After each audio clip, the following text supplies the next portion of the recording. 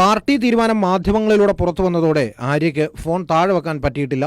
ലോകത്തിന്റെ വിവിധ കോണുകളിൽ നിന്നും വരുന്ന അഭിനന്ദന സന്ദേശങ്ങൾക്ക് മറുപടി പറയുകയാണ് ഇപ്പോൾ ആര്യയുടെ പ്രധാന ജോലി. തിരക്ക് കൂടിയപ്പോൾ ആഹാരം കഴിപ്പ് നിന്നുകൊണ്ടാക്കി.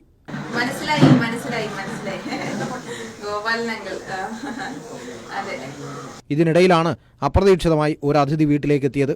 വർഷങ്ങളായി വീട്ടിൽ മീൻ കൊണ്ടു തരുന്ന ആര്യയുടെ സ്വന്തം ഓമനയമ്മയാണ് നിയുക്തമേറെ തിരക്കിയെത്തിയത്. എൻ്റെ പൊന്നുമക്കൾ വർഷങ്ങളായിട്ട് അറിയാമോ? എൻ്റെ പിള്ള 10 വയസ്സിലേ എനിക്കറിയാം. സന്തോഷമുണ്ട്. എൻ്റെ പിള്ള ഞാൻ ആദ്യമേ പറഞ്ഞു എൻ്റെ പിള്ളയ്ക്ക് ഒരു ജോലി കിട്ടി, എനിക്ക് 10 വയസ്സാകാൻ എനിക്ക് ചായ കുടിക്കണം, എൻ്റെ പിള്ളേരെ മുറുക്കാണെങ്കിലും വാങ്ങിക്കണം. എൻ്റെ പിള്ള നല്ലതായിട്ട് നല്ലൊരു ഗതിയായിട്ട് എൻ്റെ പിള്ളേർക്ക് എൻ്റെ പൊന്നുമക്കൾ അത്രയ്ക്ക് അവൻ കഷ്ടപ്പെട്ട് പഠിപ്പിച്ച അവനും അവളും കൂടെ.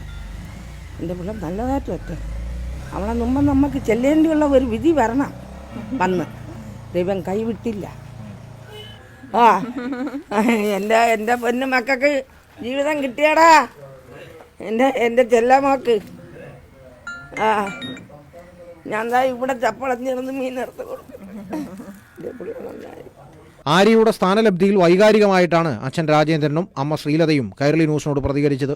എൻ്റെ കൊച്ചുനാൾ മുതലേ ഞങ്ങൾ ആ ഒരു പാർട്ടിയാണ് വിശ്വസിച്ച് വരുന്നത്. അപ്പോൾ അതുകൊണ്ട് സന്തോഷം. സ്വാഭാവികമായും നമ്മുടെ രക്ഷിതാക്കളൊക്കെ ഈ മകളുടെ കഴിവിൽ വിശ്വാസമുണ്ടെന്നും പഠനം ഉഴപ്പരുതെന്ന ആവശ്യം മാത്രമേ തങ്ങൾക്കുള്ളൂ എന്നും മുതിർന്ന സഖാക്കളോട് ഈ കാര്യം പറയാറുണ്ടെന്നും അമ്മ ശ്രീലത വ്യക്തമാക്കി.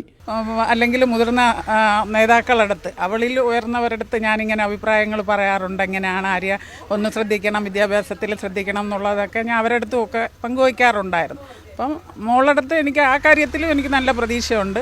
ആര്യ മേയറായ വാർത്ത പുറത്തു വന്നതോടെ നിരവധി ആളുകളാണ് കേശവദേവ റോഡിലെ വാടക വീട്ടിലേക്ക് എത്തിക്കൊണ്ടിരിക്കുന്നത്. എസ് ജീവൻകുമാർ, തിരുവനന്തപുരം.